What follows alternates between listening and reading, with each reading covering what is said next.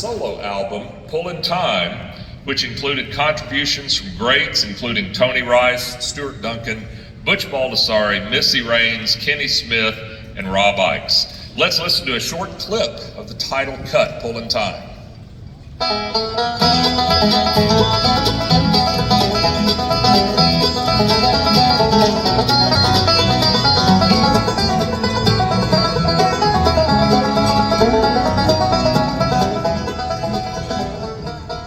It was around this time that Steve's background as a machinist came to the front, and he began to experiment with pouring alloy and creating reproduction tone rings that just might match the tone and responsiveness Steve heard in the old Gibson banjos.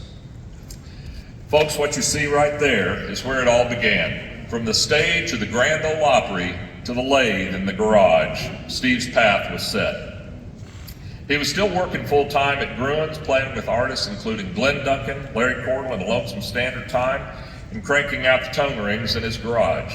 Steve's vintage ring was an immediate hit with serious banjo players and collectors, and was even endorsed by none other than Sonny Osborne, who used it in his Osborne Chief banjos. Once Steve was convinced that he was consistently turning out outstanding pre-war replica tone rings, he turned his attention to building entire banjos. After making a few prototypes, he took a leap of faith and quit his job and opened a shop. His first banjos were introduced in 2000, and eager customers and top professional players were waiting in line to get one. Sammy Sheeler of the Lonesome River Band was an early endorser, followed over the years by Jimmy Mills, Ben Eldridge, Chris Pandolfi, Greg Cahill, Ron Block, and many others, even including Bernie Ledden of the Eagles. Sheeler, Mills, Block, and Pandolfi have all had their own signature Huber banjo models. But the popularity of these banjos was taking a toll on Steve. Orders were coming in faster and faster, and delivery times stretched out to nearly a year. Fortunately, this was also one of the most satisfying periods of Steve's life as a musician. Almost every weekend, he was out touring and recording with the Kenny and Amanda Smith Band while keeping his shop open and running during the week. But Steve knew that something had to change, and in June 2005, it did. Steve's wife, Heidi Lanham Huber, gave birth to their daughter, Katie, the first of their two children, and Steve's life changed forevermore. He realized that the needs of his growing family and the needs of his growing business required his full attention. Today, more than 20 years and 2,200 banjos later, Huber banjos are considered by many to be the gold standard of modern bluegrass banjos and are played daily by some of the greatest players in the business, and they're still going strong.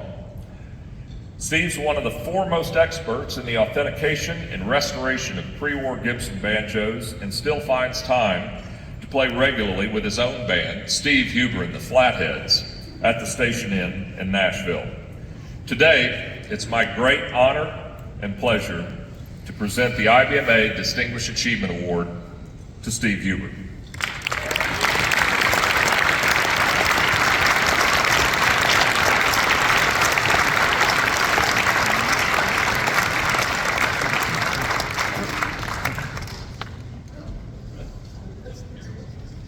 Gosh, thank you. This is your life. That's what that felt like. That was pretty good. Wow, there's so many people to thank with my business, with the opportunities I've had to play in some great bands. But I'd like to mention my parents, mom and dad. They're 83 years old, still going strong. And I remember when I first started learning, Mom said, you know, that's a pretty loud instrument. She said, is it always that loud? I said, yeah. She said, are you sure that's what you want to play? Yes, it is. And of course, she asks me that about every week. I wanted to, my dad, he's still going strong. He still builds my resonators in Pennsylvania at 83 years old, and I hope he keeps going because I have not a clue how to make them at this point. So, thanks to the IBMA, I sure appreciate this.